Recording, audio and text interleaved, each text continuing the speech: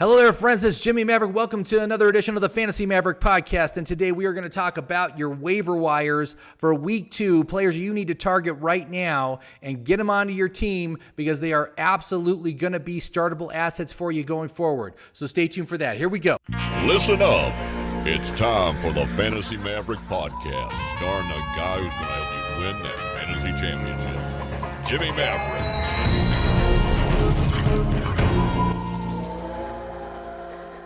Hey, hello there, friends. It's Jimmy Maverick coming at you from Santa Fe, New Mexico with the Fantasy Maverick podcast.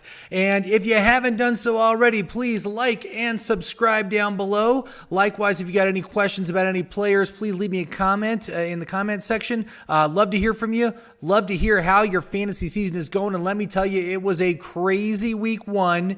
And I'm saying this before the Monday night game. So I don't know what's going on with the Monday night games yet, but a lot of stuff happened. I want to talk to you guys about it because you might, I just want to say, don't panic. This is a long season. We got a long season ahead of us. Some good things happened this week. Some bad things happened this week, man. Some injuries. Blake Jarwin out for the year. That really sucks because he was a favorite of mine for tight ends. I got him in a couple of my leagues. But, you know, there's always guys available to replace. Tight ends, you know, it's a thin position, and if you lose your main guy, it's not hard to find someone that can be good for you on a week-to-week basis, you know, but you might just have to stream the position. But there is a couple of guys that you need to target this week for the tight end position. We can talk about that in a minute.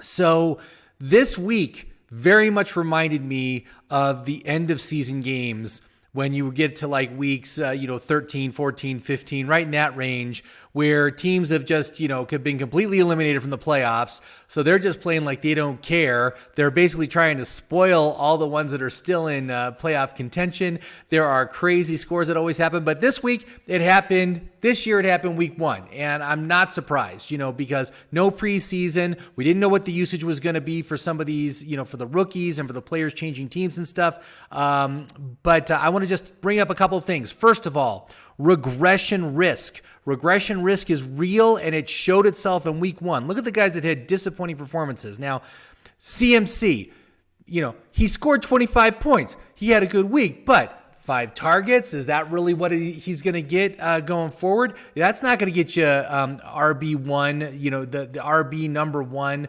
performance at the end of the season.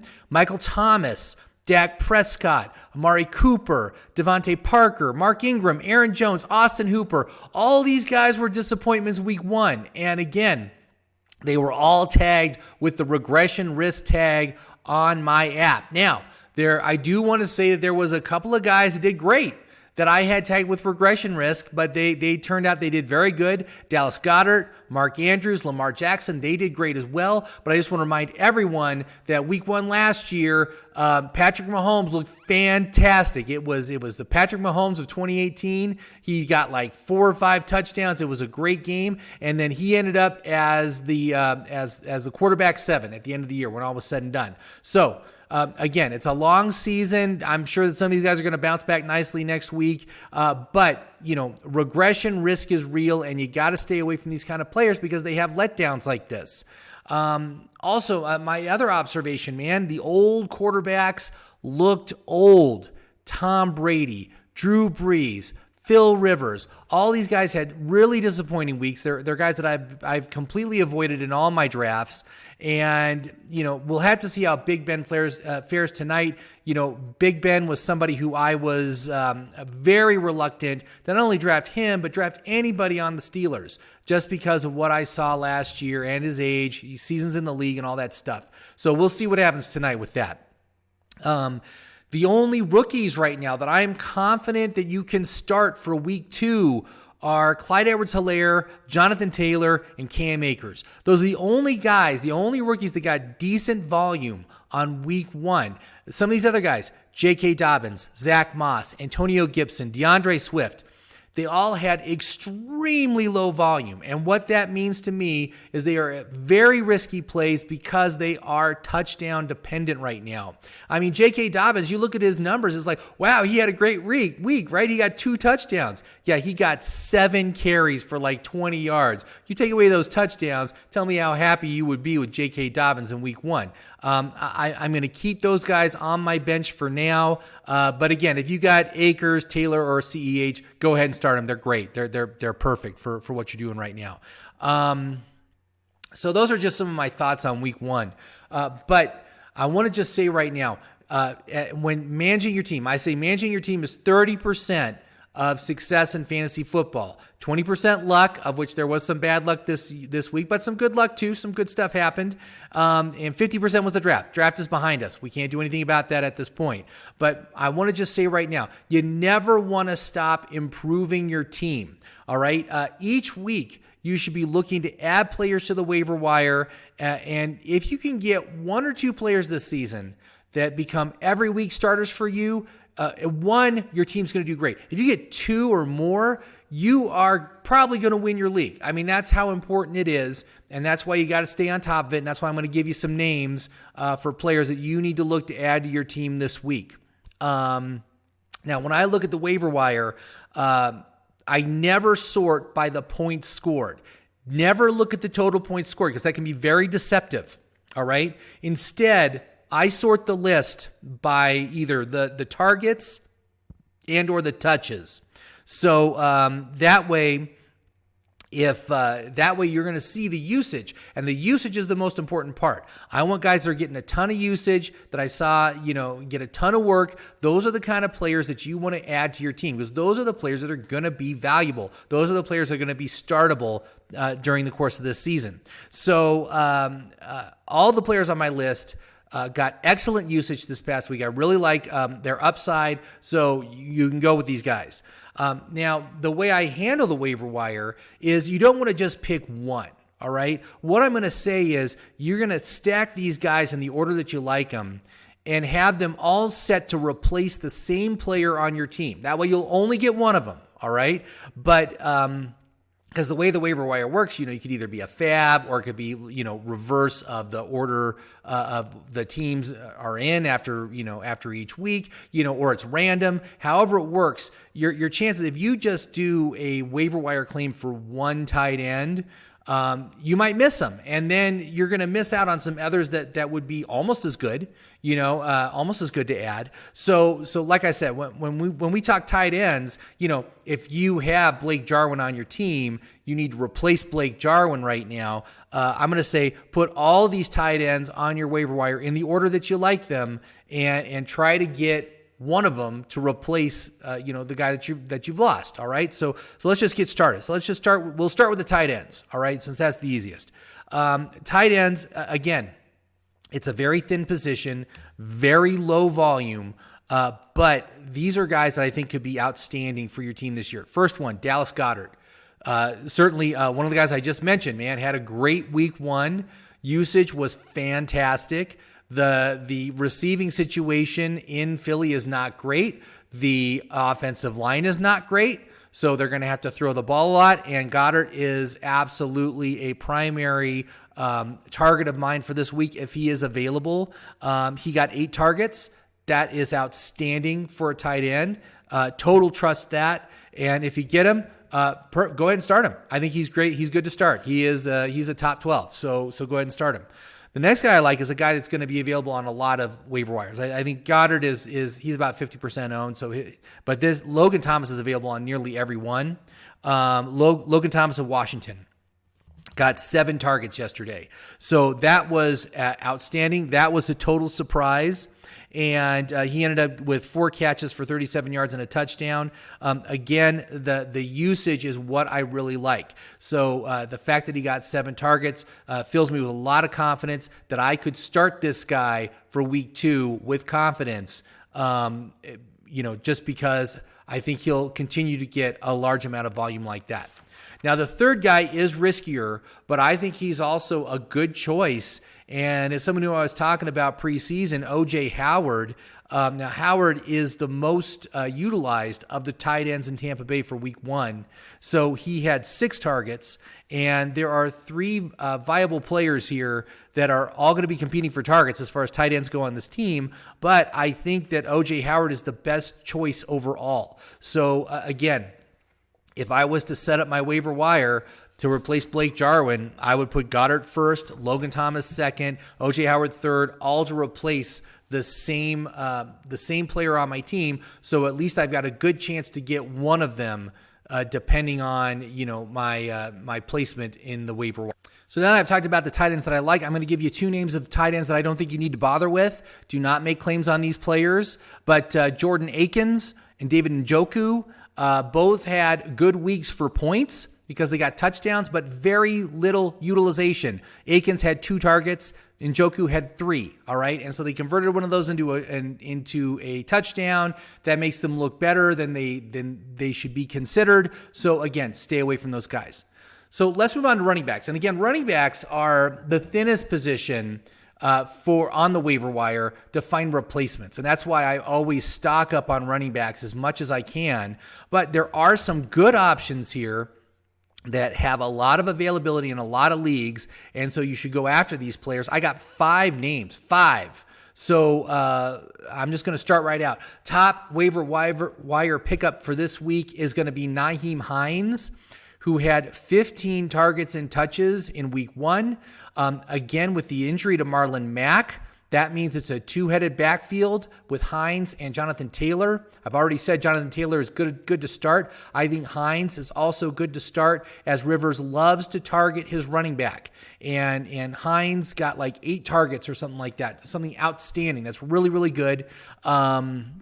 Think of him as having Austin Eckler-like upside this season, and I would spend a lot of fab in order to get him because he is immediately startable. So, how much fab should I use in this case? I've heard some people say just use your entire fab budget. I would not do that, but I would put up somewhere around 30 to 50% of my fab to get Hines this week if he is actually available on your waiver wire. Now, some other guys that I really liked, Jarrett McKinnon. Is not a player who is startable right now, but he's a great bench play, and he had 8 targets and touches in week 1. He also got a touchdown, but the wide receiver situation in San Francisco is not good, and he's the best pass-catching running back on that team. He has the potential for a lot more volume than he's getting. I think they're also being careful with him, given that he hasn't played in like 3 years, and he's been recovering from those injuries. So I think he's going to be slow coming along, but I do think that he is, the upside, the upward trend in his usage is going to be there. So he's a great play to get right now. Malcolm Brown came out really, again, he did it again. He did it last year. I do like Malcolm Brown as a waiver wire target, but I just want to remind everybody that last year he did the same thing. Week 1, huge week 1. Tons of usage. He started ahead of Todd Gurley week 1, and then he did nothing the rest of the season. And that's what makes me very reluctant to recommend him for a waiver wire pickup. But again, I think he is a good overall pick. I think I would probably rank him at the bottom of my waiver wire targets for running backs, but again, you can't deny 22 touches, and Akers only had like 15. So, Malcolm Brown is basically the lead back on that team right now. And so I think he's worth a pickup for sure. Joshua Kelley is very much a high priority target for me if he is still sitting on your waiver wire. 17 touches, but 0 targets. Of course, they hardly targeted the running backs at all. Eckler only had 1 target on Sunday. And so, but anyway, we're talking definitely he's got the Melvin Gordon role over Justin Jefferson. If you have Justin Jefferson, I think you can drop him.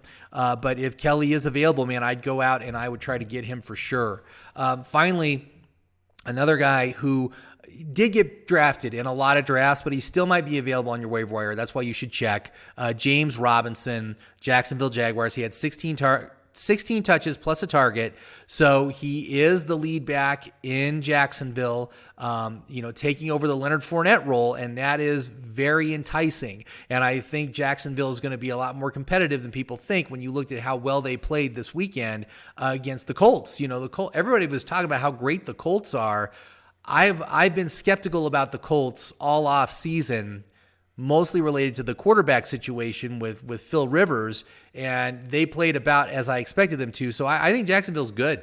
And I really like if you can get James Robinson on your team. I've got him on several of my teams. Not sure if I'm ready to start him yet. He is on my bench, but he's a definite bench stash at this point. So, if I had to rank these guys, I mean, Hines would definitely be the top. I would probably do Joshua Kelley 2, Robinson 3, Malcolm Brown 4, Jerick McKinnon 5. That's how I would order it. But again, go after and try to get one of these guys. And the higher on that list, the better,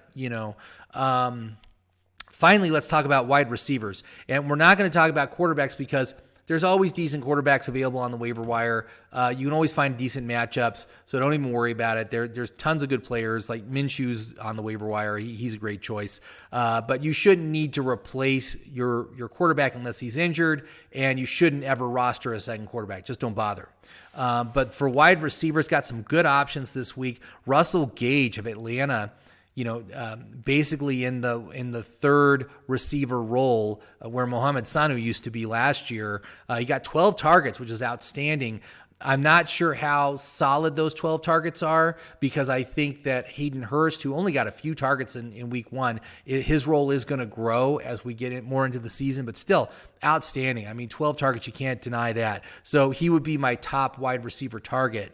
And then Scotty Miller of Tampa Bay, who's the slot receiver for Tom Brady, always a very safe play to do. And he got 6 targets plus one rush attempt yesterday. So I see him as having room to grow, his position role to grow. So again, a very auspicious beginning for Scotty Miller. He is also a very good target for me. And then finally, more of a long shot, but Keelan Cole of Jacksonville, who only got 5 targets. Again, not really, that's not a startable asset in any fantasy, but he is playing ahead of Dede Westbrook, and we'll see what happens. It's looking kind of like a crowded wide receiver core because you got Dede and you also got LaVisca, and so not really sure how that's going to go. Right now, Chark is the only guy I can really trust to start. But, if you need some depth for wide receiver, I think he'd be good. Some guys that you shouldn't bother with, though, is Quintez Cephas, who from Detroit, who benefited from Golladay being inactive. He had like 10 targets, but he only turned it into 3 catches. Don't even bother with him. Cole Beasley and Danny Amendola also had pretty productive days on Sunday, and they're always just right on the edge of fantasy relevance, but they're with the occasional, they only have an occasional blow up game where they actually become fantasy relevant. The rest of the time, they just mire in the wide receiver 4 or 5 area. So I'm not really bothering with either of them as they don't really have a chance to grow their roles. And in fact, I expect like Amendola's will shrink once Golladay is back. Cole Beasley, again, he's just a perennial wide receiver 4 or 5 for fantasy. So, you just can't count on him except for maybe 1 or 2 weeks a year when he will pop in to the flex-worthy category. So there you go. So that's my that is my podcast here for Tuesday. I'm going to be doing podcasts on Tuesday and Thursday. So Tuesday, we're going to talk about waiver wire and pickups, a little wrap up of the prior week. And then Thursday, I got my friend Swami Rob of 94 Rock, who's going to be on with me. We're going to talk about the upcoming week, and we're also going to talk about starts and sits. So that's kind of how we're going to go for the season here. So again, please like and subscribe. Stay tuned because we are going to win ourselves some championships this year. And we are, even if you had a difficult week 1, man, it is still early in the season. It's not a sprint. It's a marathon. We got to go for the long haul. Last year, one of the guys in my league was like right at the bottom of the league. He was like at 10th or 11th position at week 7. And he kept on picking up players. He picked up Tannehill. He picked up Parker. He kept improving his team. He kept fighting. He made the playoffs on week 13, the last week of the regular season. He made the playoffs. And then he came in and he beat me in the first week of the playoffs.